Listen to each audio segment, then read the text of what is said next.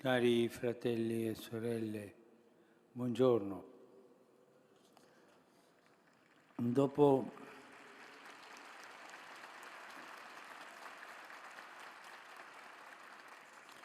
aver riflettuto sulle figure della madre e del padre, in questa catechesi sulla famiglia vorrei parlare del figlio, o meglio dei figli.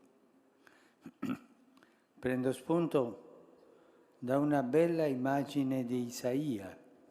Scrive il profeta: i tuoi figli si sono radunati, vengono a te, i tuoi figli vengono da lontano, le tue figlie sono portate in braccio. Allora guarderai e sarai raggiante, palpiterà e si dilaterà il tuo cuore.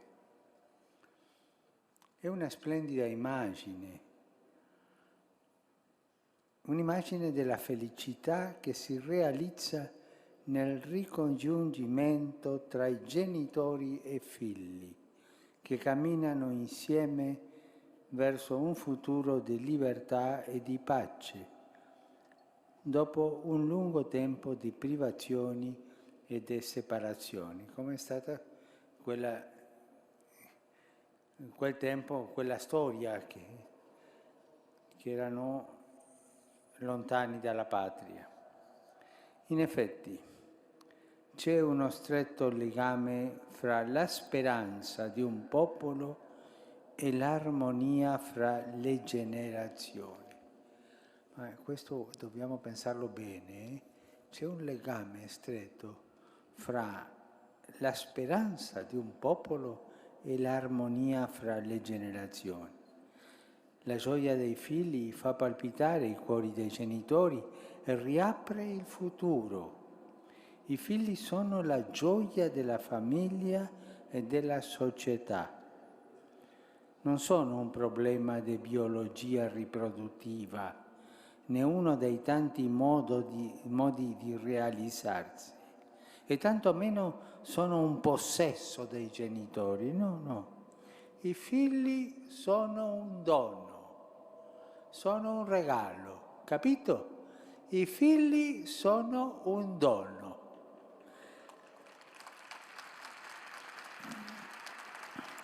Ciascuno è unico, ciascuno è irripetibile e al tempo stesso inconfondibilmente legato alle sue radici. Essere figlio e figlia, infatti, secondo il disegno di Dio, significa portare in sé la memoria e la speranza di un amore che ha realizzato se stesso proprio accendendo la vita di un altro essere umano originale e nuovo. E per i genitori ogni figlio è se stesso, è differente, è diverso. Permettimi un ricordo di famiglia. Io ricordo che mia mamma diceva di noi, eravamo 5, dice: ma io ho 5 figli, ma quale è il tuo preferito? Ma io ho 5 figli come 5 dita. Se mi picchiano questo mi fa male, se mi picchiano questo mi fa male tutti e 5. Tutti sono i miei, ma tutti differenti come le dita di una mano. E così è la famiglia, la differenza dei figli, ma tutti figli.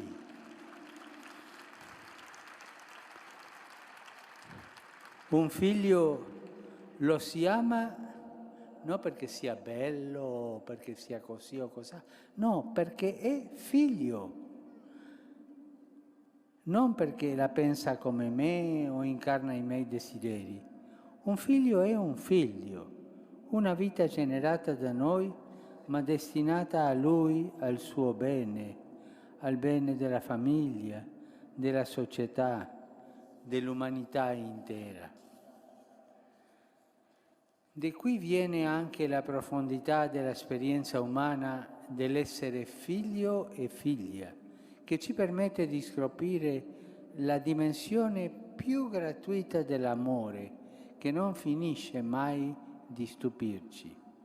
È la bellezza di essere amati prima. I figli sono amati prima che arrivino. Quante volte trovo le mamme qui e mi fanno vedere la pancia e mi chiedono una benedizione, perché sono amati questi bimbi prima di venire al mondo. E questo è gratuità, questo è amore. Sono amati prima come l'amore di Dio che ci ama sempre prima. Sono amati prima di aver fatto qualsiasi cosa per meritarlo, prima di saper parlare o pensare, addirittura prima di venire al mondo. Essere figli è la condizione fondamentale per conoscere l'amore di Dio, che è la fonte ultima di questo autentico miracolo. Nell'anima di ogni figlio, per quanto vulnerabile, Dio pone il sigillo di questo amore, che è alla base della sua dignità personale, una dignità che niente e nessuno potrà distruggere. Oggi sembra più difficile per i figli immaginare il loro futuro. I padri, lo accennavo nelle precedenti catechesi, hanno forse fatto un passo indietro e i figli sono diventati più incerti nel fare i loro passi avanti.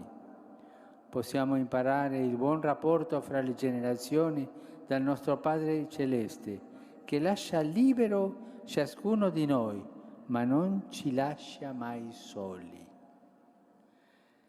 E se sbagliamo, Lui continua a seguirci con pazienza, senza diminuire il suo amore per noi.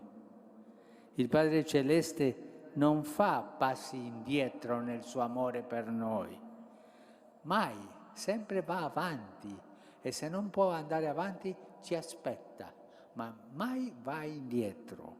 Vuole che i suoi figli siano coraggiosi e facciano i loro passi avanti. I figli, da parte loro, non devono aver paura dell'impegno di costruire un mondo nuovo. È giusto per loro desiderare che sia migliore di quello che hanno ricevuto, ma questo va fatto senza arroganza, senza presunzione. Dei figli bisogna saper riconoscere il valore e ai genitori si deve sempre rendere onore. Il quarto comandamento chiede ai figli, e tutti lo siamo, di onorare il padre e la madre. Questo comandamento viene subito dopo quelli che riguardano Dio stesso. Dopo i 3 comandamenti che riguardano Dio stesso, viene questo quarto.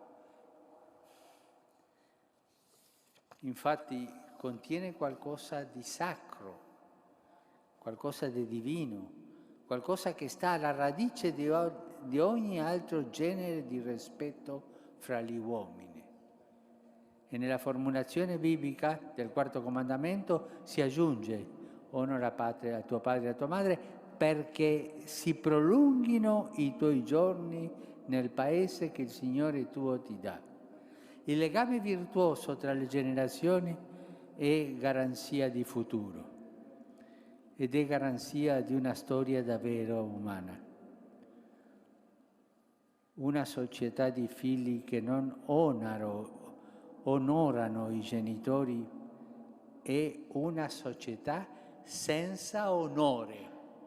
Quando non si onora i genitori, si perde il proprio onore.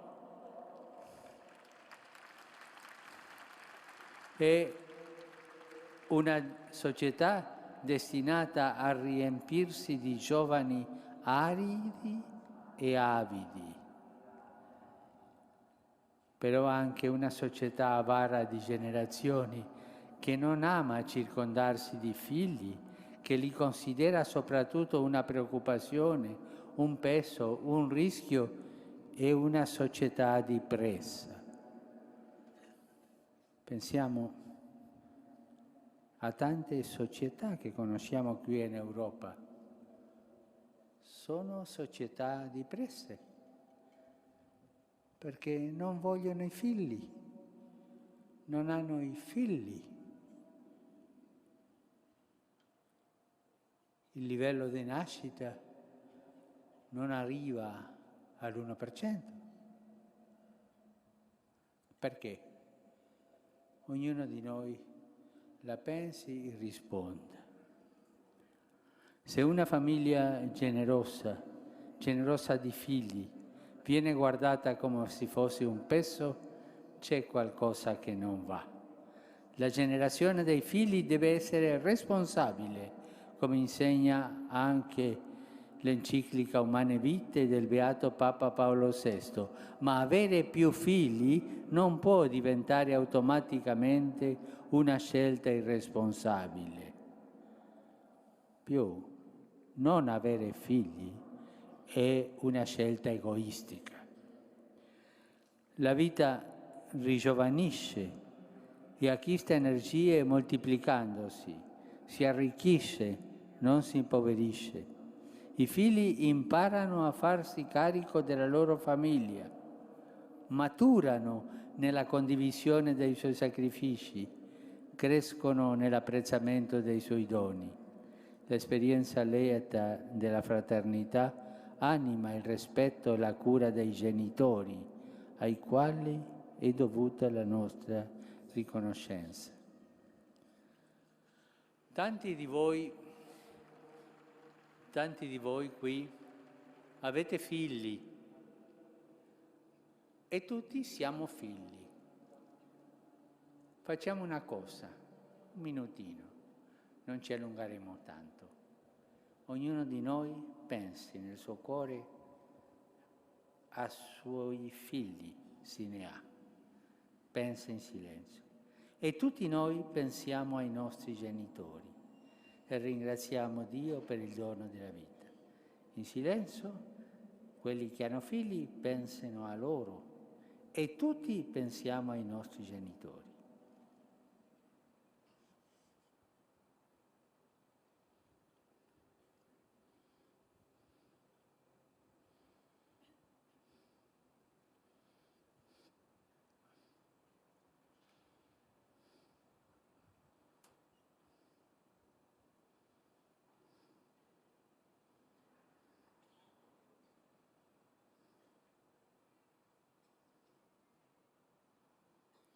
Che il Signore benedica i nostri genitori e benedica i vostri figli.